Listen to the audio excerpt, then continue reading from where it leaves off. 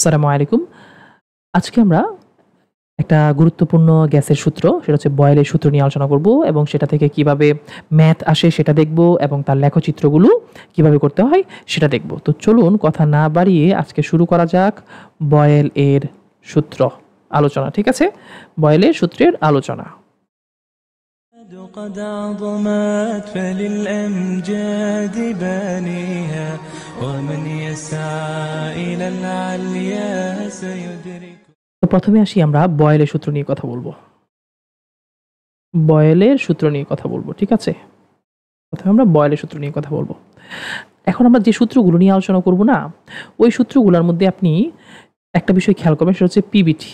আমি বলি এগুলোকে প্রাইভেট সূত্র, পিভিটি এর সূত্র। মানে প্রাইভেট সূত্র দিয়ে আসলে আমি কি বোঝাচ্ছি? প্রাইভেট সূত্র দিয়ে হলো, মনে রাখবেন, এখন আমি যে কয়টা সূত্র নিয়ে আলোচনা করব সেগুলোতে না একটা বিষয় স্থির থাকবে, বাকি দুইটার ভিতরে কাহিনী হবে। ধরেন যদি চাপ স্থির থাকে তাহলে বাকি দুইটার ভিতরে কাহিনী হবে, বাকি দুইটা নিয়ে আমাদের সূত্রটা তৈরি হবে। যদি আয়তন স্থির থাকে তাহলে পি আর টি নিয়ে কাহিনী হবে। যদি তাপমাত্রা স্থির থাকে তাহলে পি আর ভি নিয়ে কাহিনী হবে। এখানে কোনটা কি সেটা তো আপনাদের জানা আছেই। পি হলো চাপ, ভি হলো আয়তন এবং টি হলো তাপমাত্রা। এই বিষয়ে আশা করি আপনাদের ধারণা ক্লিয়ার আছে, চাপ, আয়তন এবং তাপমাত্রা। তো এখান থেকে আরও একটা জিনিস মনে রাখবেন যে বথা চাচা আগে, বথা চাচা আগে, হ্যাঁ, বথা চাচা সামনে সামনে যাচ্ছে। তো এটা নিয়ে একটা গল্প আছে, আমি একটু পরে গল্পটা বলবো না। এই বতা, আমাদের এলাকায় মোটা মানুষকে বতা মানুষ বলা হয়, বুঝছেন? তো চাচা তো জানেনই। আর আগে মানে হচ্ছে যিনি, আগে দ্বারা দুইটা জিনিস মিন করতে পারেন, যে তিনি সামনে সামনে যাচ্ছেন অথবা অন্য একটা যেটা আপনি ভাবছেন আগে। ঠিক আছে? তো এই বতার থেকে মনে রাখবেন বয়েলের ক্ষেত্রে তাপমাত্রা স্থির, চার্লসের ক্ষেত্রে চাপ স্থির, চাচা দিয়ে মনে রাখবেন চার্লসের ক্ষেত্রে চাপ স্থির, আর গেলুসাকের ক্ষেত্রে আয়তন স্থির। এটা দিয়ে বথা চাচা আগে দিয়ে আপনি এটা একটু মনে রাখবেন। বয়েলের ক্ষেত্রে তাপমাত্রা স্থির, চার্লসের ক্ষেত্রে চাপ স্থির এবং গেলুসাকের ক্ষেত্রে আয়তন স্থির। ঠিক আছে? এই কয়েকটা জিনিস মনে রাখলে আপনার সূত্রগুলো খুব বেশি ইজি হয়ে যাবে। তো চলেন আমরা এই বয়েলের সূত্র নিয়ে কথা বলি। তো বয়েলের সূত্রের মধ্যে কি বলা আছে? বয়েলের সূত্রের মধ্যে বলা আছে, বয়েলের সূত্রের মধ্যে না কে স্থির? তাপমাত্রা স্থির। যদি তাপমাত্রা স্থির হয় তাহলে কাহিনী কার কার মধ্যে হবে? তাপমাত্রা যদি স্থির হয় তাহলে কাহিনী হবে পি এবং ভি এর মধ্যে, পি এবং ভি এর মধ্যে। আচ্ছা, চাপ এবং আয়তনের মধ্যে সম্পর্কটা কি?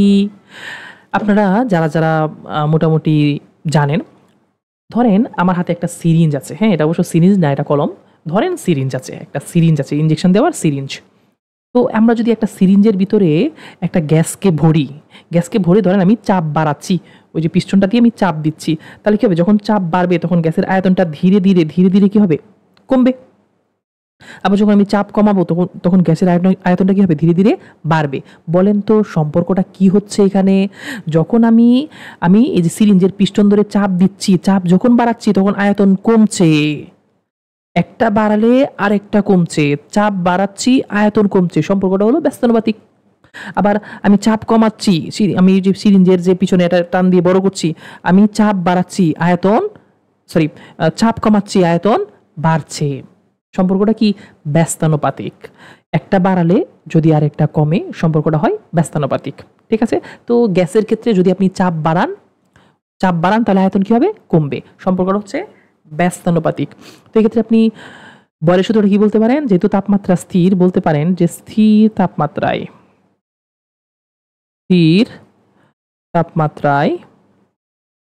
কোনো গ্যাসের আয়তন, কোনো গ্যাসের আয়তন তার উপর প্রযুক্ত চাপের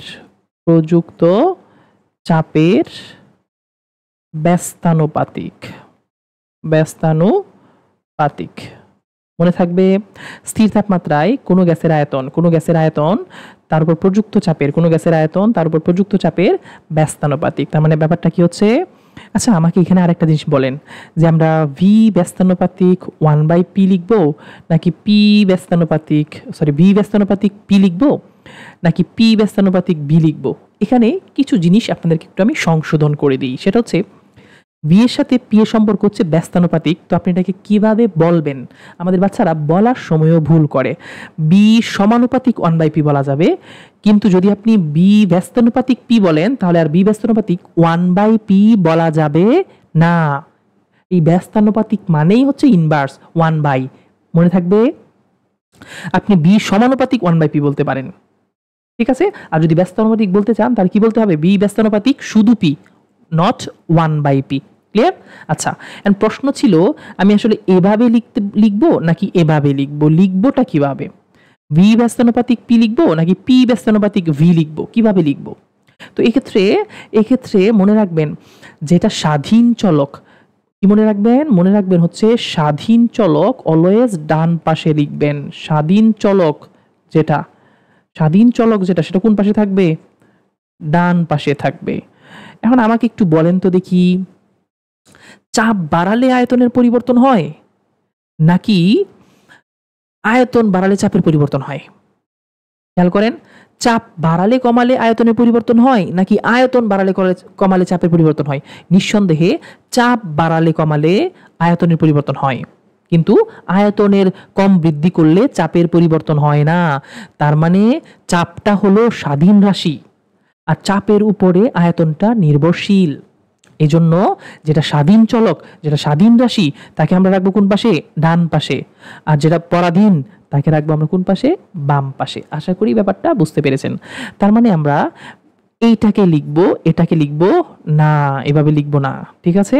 আচ্ছা, তো ভি ব্যস্তানুপাতিক পি, আমি যদি ব্যস্তানুপাতিক চিহ্ন তুলে দিতে চাই তাহলে একটা ধ্রুবক নিয়ে আসবো 1/p।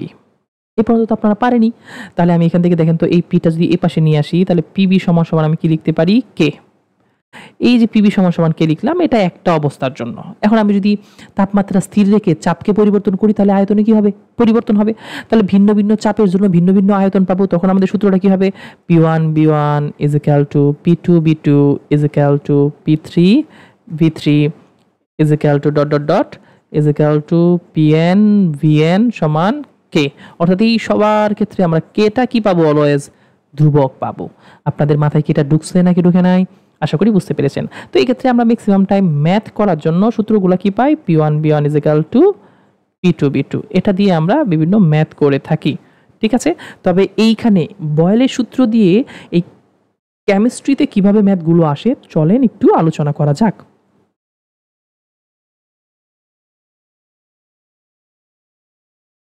আচ্ছা, বয়েলের সূত্র দিয়ে কিভাবে ম্যাথগুলো আসে। বয়েলের সূত্র দিয়ে নর্মালি আপনি দুই ধরনের ম্যাথ পাবেন। হ্যাঁ, একটা হচ্ছে আপনাকে তারা কি করবে, আপনাকে তারা এই যে P1 B1 এর মধ্যে সবগুলোর মান দিয়ে দিবে, শুধু একটার মান দিবে না। ধরেন P1 B1 is equal to P2 V2, সবগুলো মান দিয়ে দিচ্ছে, শুধু একটার মান দিচ্ছে না, সেটাকে আপনাকে বের করতে হবে, ঠিক আছে। এটা থেকে গেলো একটা। কিন্তু এখান থেকে ম্যাথগুলো আরও একভাবে আসে, সেটা হচ্ছে কি, আমরা লেখচিত্রের মাধ্যমে আসে। তো লেখচিত্রের মাধ্যমে ম্যাথগুলো আসে যেহেতু, আমরা একটু লেখচিত্রটাও বুঝে নিই। তো আগে আমরা লেখচিত্র নিয়ে আলোচনা করি, তারপরে আমরা ম্যাথ নিয়ে আলোচনা করব যে এখান থেকে লেখচিত্রগুলো আবার কেমন হয়ে থাকে। তো একটা বিষয় মনে রাখবেন, আমরা লেখচিত্রের ক্ষেত্রে, লেখচিত্র এখানে কয়েক ধরনের লেখচিত্র হতে পারে। হ্যাঁ, তো একটু আমি লেখচিত্রগুলো আঁকাই। তো এখানে একটু খেয়াল করেন, আমার হয়তোবা দাগগুলো একটু আঁকাবাঁকা হতে পারে। আমরা ডান পাশে রাখবো হচ্ছে যেটা স্বাধীন চলক। স্বাধীন চলক কোনটা, স্বাধীন চলক ছিল পি। তো আমি যদি এখানে 1/pও রাখতে পারি, আবার পিও রাখতে পারি। 1/p রাখলে একটা বিষয়, আর শুধু পি রাখলে আরেকটা বিষয়। তো এখানে খেয়াল করেন, আমি দুইটাই আঁকাই, চিত্রগুলো একটু যেভাবে হোক আঁকাই দিই। হ্যাঁ, এখন খেয়াল করে দেখেন, যদি সম্পর্কটা হয় 1/p, তাহলে ভি এর সাথে 1/p এর সম্পর্কটা কি, 1/p এর সম্পর্কটা কি, ভি এর সাথে 1/p কিন্তু সমানুপাতিক। এই ভি এর সাথে টোটাল 1/pটা কিন্তু সমানুপাতিক। আপনি যদি বলেন ভি সমানুপাতিক 1/p বলতে হবে, ঠিক আছে। তাহলে ভি এর সাথে 1/pটা হলো সমানুপাতিক। আর সমানুপাতিকের ক্ষেত্রে মনে রাখবেন একটা কমন এই যে লেখচিত্র অঙ্কন করার একটা কমন থিওরি, যদি সমানুপাতিক হয় তাহলে অলওয়েজ লেখচিত্রটা মানে ম্যাক্সিমাম টাইম লেখচিত্র হবে কি, নিচ থেকে উপরের দিকে। কথা কি বুঝছেন? যদি সমানুপাতিক সম্পর্ক হয়, ভি এর সাথে 1/p এর সম্পর্ক হচ্ছে সমানুপাতিক। তো সমানুপাতিক চিহ্ন হলে আমরা মানে সম্পর্ক হলে আমরা কি করব, লেখচিত্র হবে কি, নিচ থেকে উপরের দিকে। আর শুধু ভি এর সাথে পি এর সম্পর্কটা কি, শুধু ভি এর সাথে পি এর সম্পর্ক হলো ব্যস্তানুপাতিক। আর যদি ব্যস্তানুপাতিক হয় তাহলে হয় আপনার উপর থেকে নিচের দিকে এরকম স্ট্রেট লাইন হবে, অথবা একটু কার্ভ হবে, ঠিক আছে। তো এখানে আমাদের কি হবে, একটু কার্ভ হবে। আমরা ভি এর সাথে 1/p এর লেখচিত্রে কি পাবো, উপর থেকে নিচের দিকে। আর ভি এর সাথে শুধু পি এর লেখচিত্র কি পাবো উপর থেকে নিচের দিকে একটু কার্ভ। আর ভি এর সাথে 1/p এর লেখচিত্র পাবো হচ্ছে নিচ থেকে উপরের দিকে, কারণ এটা সমানুপাতিক। অলওয়েজ মনে রাখবেন সমানুপাতিক কি হবে, সমানুপাতিকের লেখচিত্রগুলো কেমন হবে, এরকম মানে নিচ থেকে উপরের দিকে। আর ব্যস্তানুপাতিকের গুলো হয় খাড়া উপর থেকে নিচের দিকে অথবা একটু কার্ভ করে উপর থেকে নিচের দিকে। আশা করি এটা মনে থাকবে। এটা কার জন্য লেখচিত্র, ব্যস্তানুপাতিকের জন্য। তো এরকম যত ব্যস্তানুপাতিক পাবেন একটা কমন ধারণা আশা করি পেয়ে গিয়েছেন। ব্যস্তানুপাতিকের ক্ষেত্রে আমরা এই ধরনের লেখচিত্র পাবো। আর স্বাধীন চলকটা অলওয়েজ এক্স অক্ষ বরাবর হবে, পরাধীন চলকটা অলওয়েজ ওয়াই অক্ষ বরাবর হবে। ঠিক আছে, এটা একটু মাথায় রাখবেন। আচ্ছা, এখন এখানে আমরা চাইলে আরো এক ধরনের লেখচিত্র অঙ্কন করতে পারি। আমরা পিবি ভার্সেস ভি এর লেখচিত্র অঙ্কন করে দেখাই। পিবি ভার্সেস ভি এবং আমরা পিবি ভার্সেস পি লেখচিত্র অঙ্কন করব। ঠিক আছে, পিবি ভার্সেস ভি এবং পিবি ভার্সেস পি। খেয়াল করে দেখেন, ধরেন আমরা যদি এই বরাবর পিবি রাখি আর এই বরাবর আমরা কি রাখতেছি, ভি রাখলাম। ঠিক আছে, পিবির মান কিন্তু ধ্রুবক। পিবির মান কিন্তু আমরা কি পাইছি, আমরা কি পেয়েছিলাম আগে, যে পিবি ইজ ইকুয়াল টু কি, ধ্রুবক। তাহলে পিবি এর গুণফল অলওয়েজ কি হবে, ধ্রুবক হবে। যেহেতু পিবি এর গুণফল অলওয়েজ ধ্রুবক হবে, তাহলে আপনি পিবি এর মান যাই হোক না কেন, ধরেন পিবি এর মান যেটা হবে, পিবি এর মান যেটা হবে, ধরেন পিবি এর মান যদি আমরা এখান থেকে ধরলাম একটা ফিক্সড মান, তো পিবি এর মান কিন্তু ফিক্সডই থাকবে, এটা স্থির থাকবে, এটা কোনো নড়াচড়া করবে না, এটা উপরে উঠবে না, নিচে নামবে না। ঠিক আছে, আর এই ভি এর মানের পরিবর্তনের জন্য পিবিটা কি হবে, পরিবর্তিত হবে, অর্থাৎ মানে শুধু সামনের দিকে অগ্রসর হবে। যেহেতু বি বাড়ার সাথে সাথে এটা সামনের দিকে অগ্রসর হবে। আমার কথা কি বুঝতে পেরেছেন? পিবি পরিবর্তিত হওয়া মানে কি, উপর নিচে যাওয়া, আর ভি পরিবর্তিত হওয়া মানে কি, ডানে বামে যাওয়া। তো ভি এর মান বাড়ার সাথে সাথে পিবির মানটা শুধু সামনের দিকে অগ্রসর হবে। কেন? কারণ পিবির মানটা তো ধ্রুবক, কনস্ট্যান্ট, এটা যা মান আছে অলওয়েজ তাই থাকবে।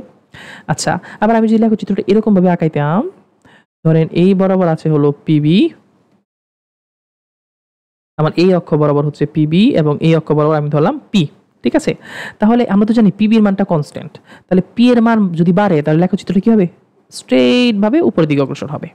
ঠিক আছে, তো এই দুইটা লেখচিত্র আশা করি আপনাদের পরীক্ষায় আসলে পারবেন।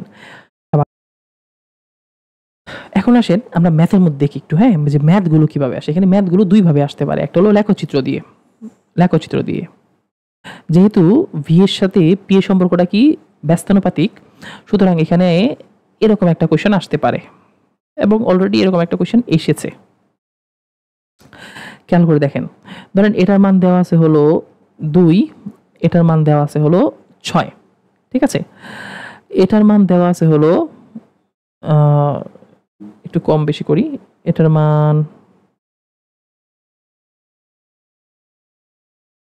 মান দিচ্ছি হলো আমরা 4 আর এটার মান দিচ্ছি হলো আমরা 3। ঠিক আছে, এটার মান হচ্ছে 2 আর এখানে তারা x দিয়ে দিয়েছে। তারা বলছে এই x